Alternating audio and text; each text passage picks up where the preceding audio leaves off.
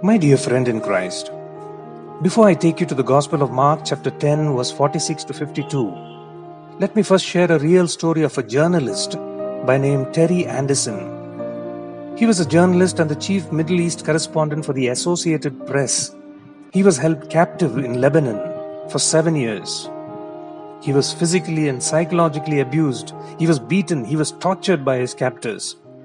He was even chained to a bed or to the wall and stripped of his clothes. What was even more terrible, my dear friend in Christ, was that Anderson was kept blindfolded so as not to be able to recognize his whereabouts or subsequently reveal the identities of his guards.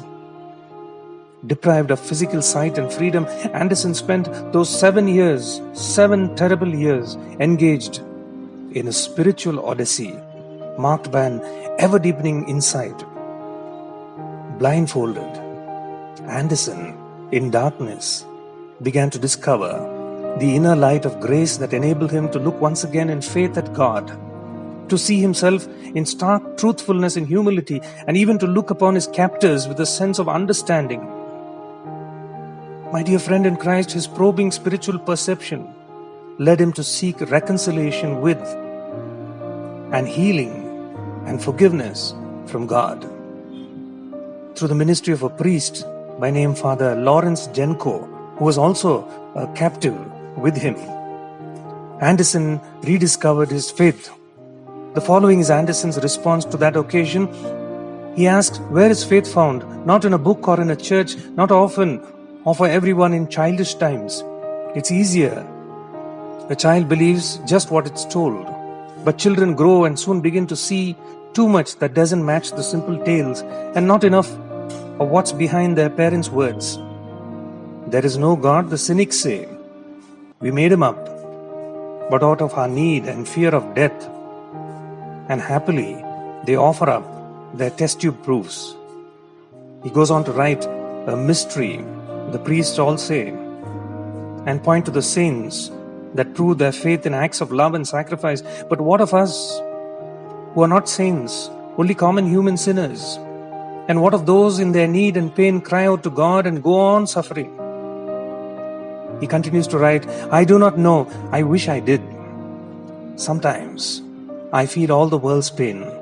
I only say that once, in my own need, I feel a light and warm and loving touch that eased my soul and banished doubt and let me go on to the end. It is not proof. There can be none.